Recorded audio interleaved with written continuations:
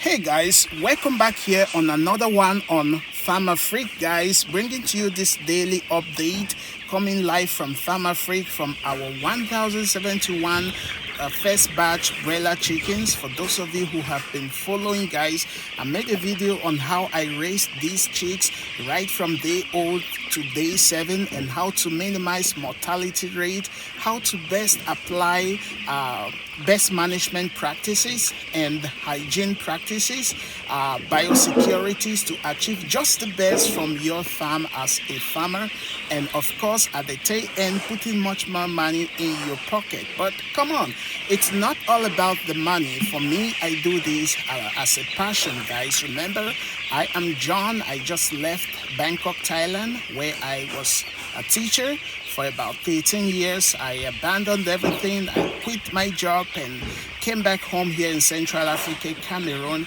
in order to start my own business, my poultry farm. And we were able to construct this farm, which you are seeing just now within just 2 months and everything set in place. And this batch you are seeing, it is our first batch. And the reason why I'm telling you these things is because, number one, I want you to go in for it first as your passion, something you love to do, okay? Not about the money. The money will come if you put in the work which is required.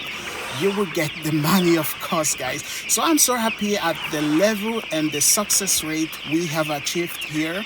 This happens to be our very first batch, first experience, but I am glad because we started on the 6th. We brought in these day-old chicks on the 6th of January, and today they are day 12 going to day 13th.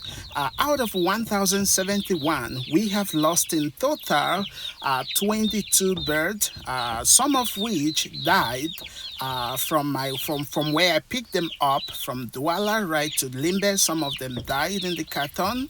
And another thing about mortality, it is that it might also be from the breed, okay? It might not necessarily have to do with your farm or whatever. If the breed is bad, then you are bound to have mortalities, okay? So another thing coupled with hygiene, sanitation, management, if all of those aspects are not put in place rightly, you will bound to have mortality. But looking at our rate, okay, I would say we are at a 1.9% mortality rate, which is just absolutely mind-blowing, guys. I wasn't expecting it to be too low. I was thinking I was going to lose like 50 birds, like 100 birds, because it's my first time. No. When you follow all managerial practices, biosecurity practices, hygiene, sanitation, and then you keep an eye on your birds, they are going to do just absolutely awesome, guys. So you can see, guys, how healthy they are looking, how they are jumping from left to right, eating healthily, drinking healthily, guys. These birds are just amazing, guys. When I first got started, I thought of going in for 21-day-old, but come on, I said to myself, John, are you going to love the process? Are you going to enjoy the process, guys? I started with day old, raising them from day old right up to where they are today, which you are seeing just now. Mind blowing, guys. So I'm going to share with you some few managerial practices and hygiene and sanitation, biosecurities, which if you combine and put all of these practices together and put an eye on your birds, you are going to succeed as a farmer. From day old, make sure you pick up your chicks very early in the morning if you can, okay? Very early before the morning sun arises, okay? Pick up your chicks. And before you even pick up your chicks, you want to make sure that your brooder is already prepared, okay? Now, the litter you see on the floor must have been spread on the floor 4 to 5 days prior to picking up your birds, okay?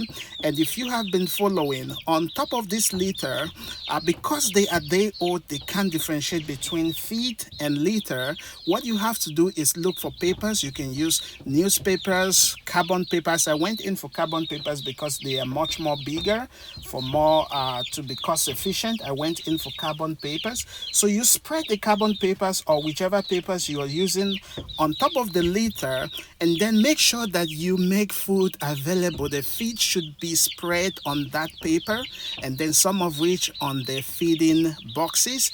The reason for that is you want them to find feed everywhere in the brooder. Okay, now because your goal at that point in time is for them to eat and drink more. Now you must also put in place one thing. Okay, anti-stress should be ready in your farm, your medication should be ready in your farm, and you just come once you land with your day-old chicks in the farm. You want to first of all administer them water which contains an anti-stress, because these birds, they must have been stressed out from their way to your farm. So you minister to them this water which you have already put some anti-stress they need. Once they drink that water for an hour or two, then you serve them food which must have already been spreaded on those papers, guys. So they are now eating and they are drinking. You are observing for weaker birds. Okay, you are observing weaker birds, just like you were seeing this one just now. This one is lame. So what you have to do is separate such birds from the others. Okay, separate weaker birds, sick birds, birds with defect from the others, in order not to contaminate the others too. Okay, guys, so you want to separate them. So these are managerial and hygiene sanitation practices, guys, that you want to put in place. Your lighting should be ready. Your heating should be ready. Now, for us, we serve them heat. We provided heat from the charcoal pot you just saw around the brooder just now. We provided them with heat of about 32 to 34 degrees for the first 10 days. Okay, and then we stopped that heat, we stopped the charcoal. Now we just focus on electricity. Now my brother alone, with the tarpaulin all seed around and the lighting, it already gave me about 30 degrees of heat which I need. Now the only time I use those charcoals, it is in the late in the night at around 12 midnight to 4 a.m. Now during those period it is colder, so I use my charcoal during the time to top up that heat to be at least 34 degrees. Okay, now only for the first 10 days we provided them that heat using charcoal, and after 10 days I stopped using the charcoal because it is extra cost as well, and then just focus on electricity, because from day 10 I can now start to looking at maintaining a temperature of about 29 to 25 degrees. Okay, at that time they must have started developing wings to fly. Okay, the reason for brooding is that they should develop wings to support their self, to support the temperature which they are now introduced to. Okay, so if you can be able to win the brooding process day 1 to day 3, you are on your way on a better success. Day 1 to day 7, come on, you have achieved it.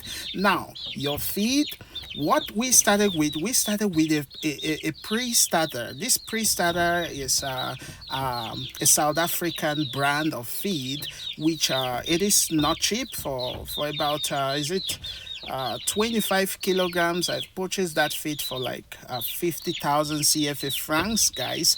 Now that feed, we gave them that feed for like 4 days. Now that pre-starter really helped to boost their immune system.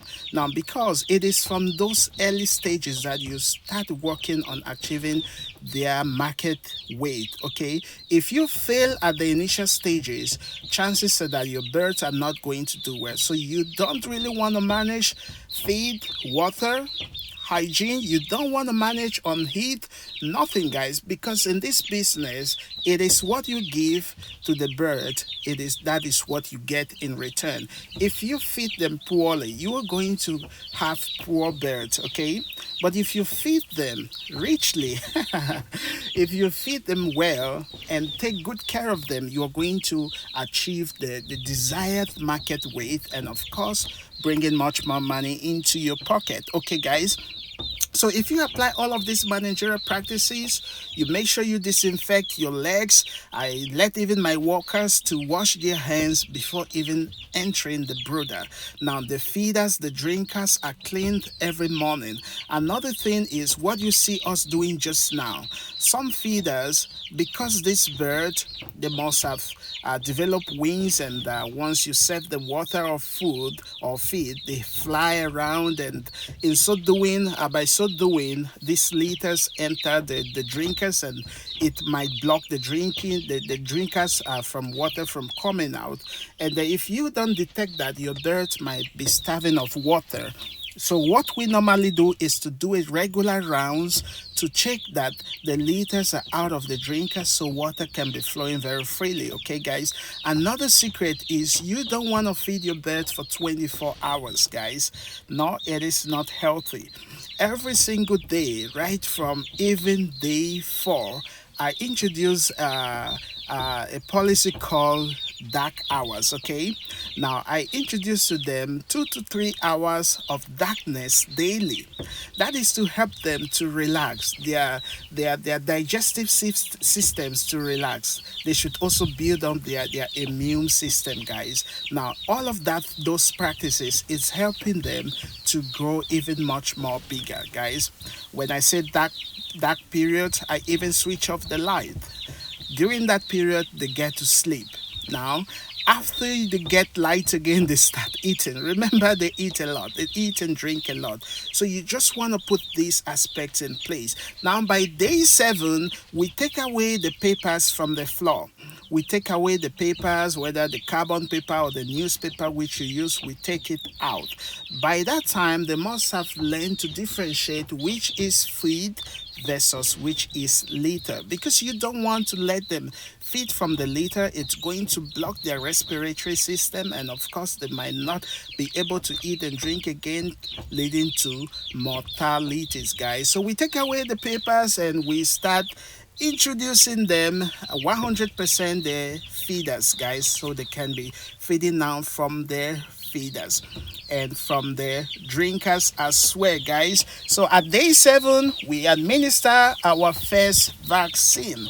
Normally at day 7, first vaccine, but what we did with this one, we administered the first vaccine at day 6, and then the second vaccine at day 12. Okay, guys, so once you succeed the first 3 days, you are on your way to a good success. Okay, once you succeed the first 7 days and until they take the first vaccine, you are I would say 35% good on winning on that batch. Okay, now once they take their second vaccine, what I noticed is our mortality went to 0 at the moment they took the second vaccine, guys.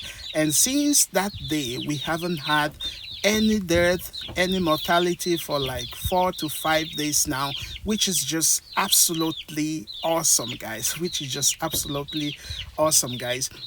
So once they take their vaccine, you are good, and you just keep on your managerial practices, your best managerial practices, your hygiene, sanitation, and your biosecurity. If you put all of these aspects together, there is nothing that is going to cause you to fail in this business, guys. Remember, garbage in, garbage out. Do not manage feed, do not manage water, do not manage hygiene. You can't play with that.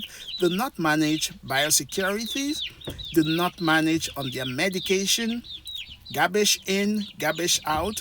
I hope you're finding some values so far in this video. If you did, I'm happy. Please show me some love. Leave me a thumbs up. If you are not subscribed, make sure you are a subscribed member. to stick around my daily, weekly, and even monthly updates coming to you from Farmer Freak. You also want to check my previous video on where I raise up this bird from day 1 to day 7, what I apply to them, the skills, the tips, and strategies which I shared on that video is also going to help you to achieve the success which you so much desire in this business, guys.